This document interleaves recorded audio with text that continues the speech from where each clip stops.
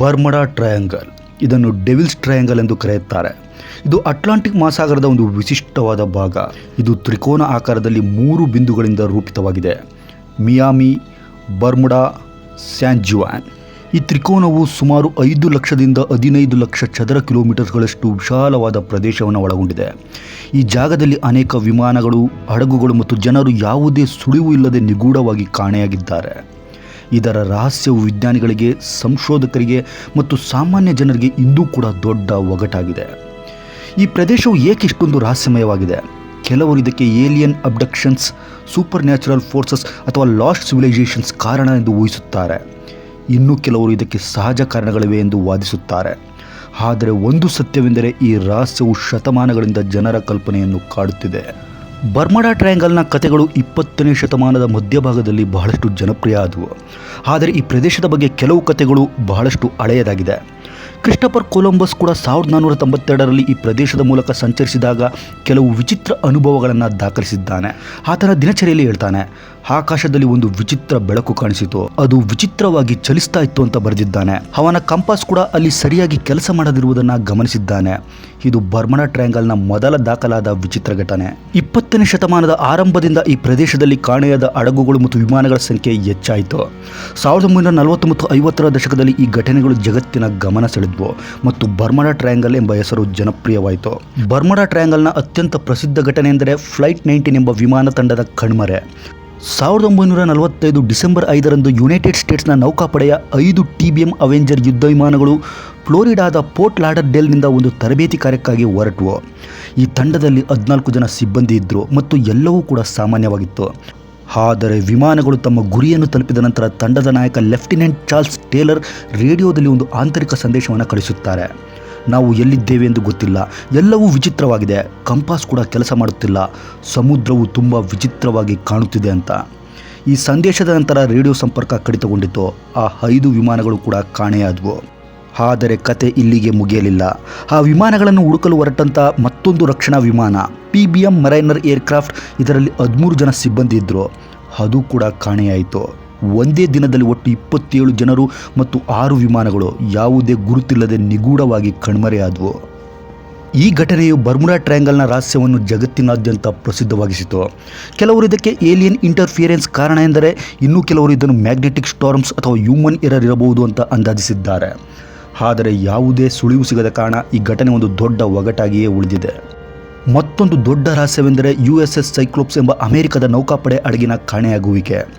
1918ರ ಮಾರ್ಚ್ನಲ್ಲಿ ಈ ದೈತ್ಯ ಹಡಗು ಬಾರ್ಬಡೋಸ್ನಿಂದ ಬಾಲ್ಟಿಮೋರ್ಗೆ ಕಲ್ಲಿದ್ದಲನ್ನು ಸಾಗಿಸ್ತಾ ಇತ್ತು. ಇದರಲ್ಲಿ ಬರೋಬ್ಬರಿ 306 ಜನ ಸಿಬ್ಬಂದಿ ಮತ್ತು ಪ್ರಯಾಣಿಕರಿದ್ದರು. USS ಸೈಕ್ಲೋಪ್ಸ್ ಒಂದು ಬೃಹತ್ ಹಡಗಾಗಿತ್ತು. ಇದರ ಉದ್ದ ಸುಮಾರು 542 ಅಡಿಗಳಷ್ಟಿತ್ತು. ಹಡಗಿನ ಸಿಬ್ಬಂದಿ ಪ್ರಾರಂಭದಲ್ಲಿ ಒಂದು ಸಣ್ಣ ಸಂದೇಶವನ್ನು ಕಳಿಸುತ್ತಾರೆ: ಎಲ್ಲವೂ ಸರಿಯಾಗಿದೆ, ಆಲ್ ಈಸ್ ವೆಲ್ ಎಂದು. ಆದರೆ ನಂತರ ಇಷ್ಟೊಂದು ದೊಡ್ಡ ಹಡಗು ಯಾವುದೇ ತುರ್ತು ಸಂದೇಶವಿಲ್ಲದೆ ಕಾಣೆಯಾಗುತ್ತೆ. ಆಗ ಮೊದಲನೇ ವಿಶ್ವಯುದ್ಧದ ಸಮಯ. ಆದ್ದರಿಂದ ಕೆಲವರು ಇದಕ್ಕೆ ಜರ್ಮನ್ ಯುದ್ಧದ ದಾಳಿ ಎಂದು ಕಾರಣವೆಂದರು. ಆದರೆ ಯಾವುದೇ ದಾಳಿಯ ದಾಖಲೆ ಕೂಡ ಸಿಗಲಿಲ್ಲ.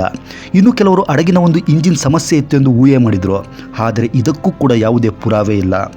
ಈ ಘಟನೆಯು ಬರ್ಮುಡಾ ಟ್ರಯಾಂಗಲ್ನ ರಹಸ್ಯವನ್ನು ಇನ್ನಷ್ಟು ದಟ್ಟವಾಗಿಸಿತ್ತು. 1948 ಡಿಸೆಂಬರ್ 28ರಂದು ಒಂದು ಡಾಗ್ಲಾಸ್ DC-3 ವಿಮಾನ ಸ್ಯಾನ್ ಜುವಾನ್ನಿಂದ ಮಿಯಾಮಿಗೆ 32 ಜನರೊಂದಿಗೆ ಹೊರಡುತ್ತೆ. ಇದು ಒಂದು ಸಾಮಾನ್ಯ ವಾಣಿಜ್ಯ ವಿಮಾನವಾಗಿತ್ತು. ರಾತ್ರಿಯ ಸಮಯದಲ್ಲಿ ವಿಮಾನದಿಂದ ಒಂದು ರೇಡಿಯೋ ಸಂದೇಶ ಬರುತ್ತೆ: ಹಲೋ, ನಾವು ಮಿಯಾಮಿಯಿಂದ 50 ಮೈಲಿ ದೂರದಲ್ಲಿದ್ದೇವೆ, ಆದರೆ ಇಲ್ಲಿ ಕೆಲವು ಸಮಸ್ಯೆ ಎದುರಾಗ್ತಾ ಇದೆ. ಇಷ್ಟೇ.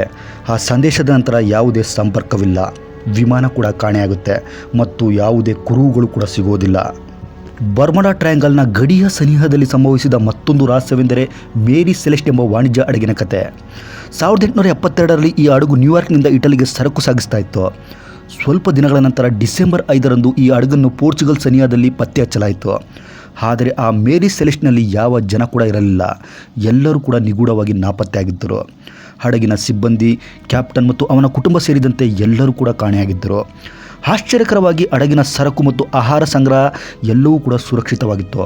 ಆದರೆ ಸಿಬ್ಬಂದಿಗಳೆಲ್ಲ ಎಲ್ಲಿ ಹೋದ್ರು ಎಂಬುದಕ್ಕೆ ಯಾವುದೇ ಸುಳಿವು ಕೂಡ ಇರಲಿಲ್ಲ. ಕೆಲವರು ಇದಕ್ಕೆ ಪೈರೇಟ್ ಅಟ್ಯಾಕ್ ಎಂದ ಕಾರಣವೆಂದರೆ, ಇನ್ನೂ ಕೆಲವರು ಸೀ ಮಾನ್ಸ್ಟರ್ ಅಥವಾ ಸೂಪರ್ ನ್ಯಾಚುರಲ್ ಈವೆಂಟ್ ಎಂದು ಊಹಿಸಿದ್ದಾರೆ. ಈ ಘಟನೆಯು ಬರ್ಮುಡಾ ಟ್ರಯಾಂಗಲ್ ರಹಸ್ಯಕ್ಕೆ ಒಂದು ಐತಿಹಾಸಿಕ ಸ್ಪರ್ಶವನ್ನು ನೀಡಿತ್ತು. ಬರ್ಮುಡಾ ಟ್ರಯಾಂಗಲ್ ರಹಸ್ಯಕ್ಕೆ ವಿಜ್ಞಾನಿಗಳು ಕೆಲವು ಸಂಭಾವ್ಯ ಕಾರಣಗಳನ್ನು ಮುಂದಿಟ್ಟಿದ್ದಾರೆ. Methane gas bubbles. ಸಮುದ್ರ ತಳದಿಂದ ಬಿಡುಗಡೆಯಾಗುವಂಥ ಮೀಥೇನ್ ಗ್ಯಾಸ್ನ ದೊಡ್ಡ ಗುಳ್ಳೆಗಳು ಅಂದರೆ ಹೈಡ್ರೇಟ್ಸ್ ಇವು ನೀರಿನ ಒತ್ತಡವನ್ನು ಕಡಿಮೆ ಮಾಡಬಹುದು. ಇದರಿಂದ ಹಡಗುಗಳು ಏಕಾಏಕಿ ಮುಳುಗಬಹುದು. ಇದೇ ಗ್ಯಾಸ್ ವಿಮಾನಗಳ ಎಂಜಿನ್ಗಳನ್ನು ಸ್ಥಗಿತಗೊಳಿಸಬಹುದು ಎಂದು ಕೆಲವರು ಊಹಿಸುತ್ತಾರೆ. Gulf Stream. ಬರ್ಮುಡಾ ಟ್ರಯಾಂಗಲ್ ಮೂಲಕ ಹಾದು ಹೋಗುವಂಥ ಗಲ್ಫ್ ಸ್ಟ್ರೀಮ್ ಒಂದು ಶಕ್ತಿಶಾಲಿ ಸಮುದ್ರ ಪ್ರವಾಹ ಆಗಿದೆ. ಇದು ಒಡೆದಿರುವ ವಿಮಾನಗಳು ಅಥವಾ ಹಡಗುಗಳನ್ನು ದೂರಕ್ಕೆ ಕೊಚ್ಚಿಕೊಂಡು ಹೋಗಬಹುದು. ಆದ್ದರಿಂದ ಯಾವುದೇ ಗುರುತು ಸಿಗದಿರಬಹುದು ಅಂತ ಕೆಲವರು ಅಂದಾಜಿಸುತ್ತಾರೆ. ಮ್ಯಾಗ್ನೆಟಿಕ್ ಅನೋಮಲೀಸ್ ಅಂದರೆ ಕಾಂತೀಯ ಗೊಂದಲ. ಈ ಪ್ರದೇಶದಲ್ಲಿ ಭೂಮಿಯ ಕಾಂತಕ್ಷೇತ್ರ ಅಂದರೆ ಅರ್ತ್ ಮ್ಯಾಗ್ನೆಟಿಕ್ ಫೀಲ್ಡ್ ಕೆಲವೊಮ್ಮೆ ಅಸಾಮಾನ್ಯವಾಗಿ ವರ್ತಿಸುತ್ತದೆ. ಇದರಿಂದ ಕಂಪಾಸ್ಗಳು ಸರಿಯಾಗಿ ಕೆಲಸ ಮಾಡದಿರಬಹುದು. ಇದು ವಿಮಾನಗಳು ಮತ್ತು ಹಡಗುಗಳ ದಾರಿಯನ್ನು ತಪ್ಪಿಸಬಹುದು.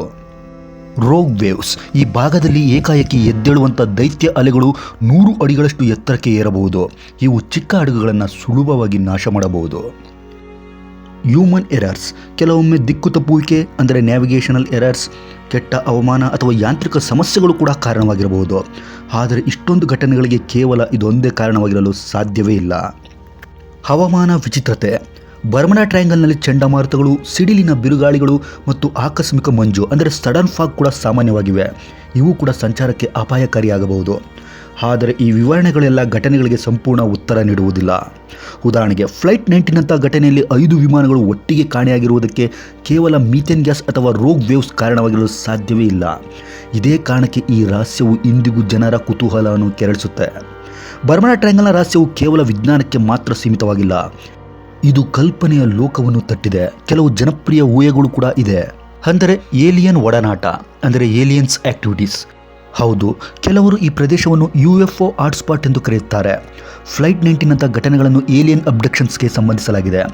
ಯಾಕಂದರೆ ಕೆಲವು ಸಾಕ್ಷಿಗಳು ಜನರು ಈ ಭಾಗದಲ್ಲಿ ವಿಚಿತ್ರವಾದ ಬೆಳಕುಗಳನ್ನು ಕಂಡಿದ್ದೇವೆ ಎಂದು ಹೇಳಿಕೊಂಡಿದ್ದಾರೆ. ಅಟ್ಲಾಂಟಿಸ್ನ ಕಳೆದು ಹೋದ ನಗರ. ಪುರಾಣದ ಪ್ರಕಾರ ಅಟ್ಲಾಂಟಿಸ್ ಎಂಬ ಸುಧಾರಿತ ನಾಗರಿಕತೆ ಅಂದರೆ ಅಡ್ವಾನ್ಸ್ಡ್ ಸಿವಿಲೈಸೇಷನ್ ಇದ್ದಂಥ ನಾಗರಿಕತೆ ಸಮುದ್ರದಲ್ಲಿ ಮುಳುಗಿತ್ತು. ಕೆಲವರು ಇದು ಬರ್ಮುಡಾ ಟ್ರಯಾಂಗಲ್ನ ಸನಿಹದಲ್ಲಿತ್ತು ಎಂದು ನಂಬುತ್ತಾರೆ.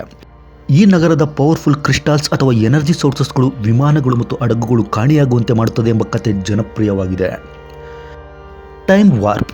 ಕೆಲವು ಊಹೆಗಳ ಪ್ರಕಾರ ಈ ಪ್ರದೇಶದಲ್ಲಿ ಟೈಮ್ ಪೋರ್ಟಲ್ಸ್ ಅಥವಾ ಪ್ಯಾರಲಲ್ ಯೂನಿವರ್ಸಸ್ಗಳು ಇವೆ ಅಂತ ಅಂದಾಜಿಸಿದ್ದಾರೆ.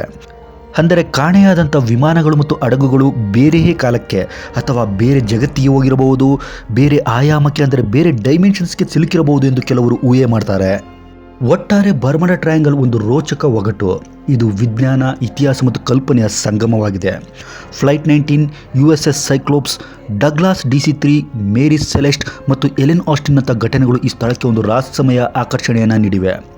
ವೈಜ್ಞಾನಿಕ ವಿವರಣೆಗಳು ಕೆಲವು ಉತ್ತರಗಳನ್ನು ನೀಡಿದರೂ ಕೂಡ ಎಲ್ಲ ಘಟನೆಗಳು ಸಂಪೂರ್ಣವಾಗಿ ವಿವರಿಸಲು ಸಾಧ್ಯವೇ ಇಲ್ಲ. ಹಾಗಾದರೆ ಈ ರಹಸ್ಯವು ಏಲಿಯನ್ಸ್, ಅಟ್ಲಾಂಟಿಸ್ ಅಥವಾ ಟೈಮ್ ವಾರ್ಪ್ಸ್ನಿಂದ ಕೂಡಿರಬಹುದೇ? ಅಥವಾ ಇದು ಕೇವಲ ಸಹಜ ಘಟನೆಗಳ ಸಂಯೋಗವೇ? ಇದಕ್ಕೆ ಉತ್ತರವನ್ನು ನೀವೇ ಯೋಚಿಸಿ. ಒಟ್ಟಾರೆ ಈ ಬರ್ಮುಡಾ ಟ್ರಯಾಂಗಲ್ ಜನರ ಕುತೂಹಲವನ್ನು ಕಾಡುವಂಥ ಒಂದು ಶಾಶ್ವತ ಕಥೆಯಾಗಿದೆ.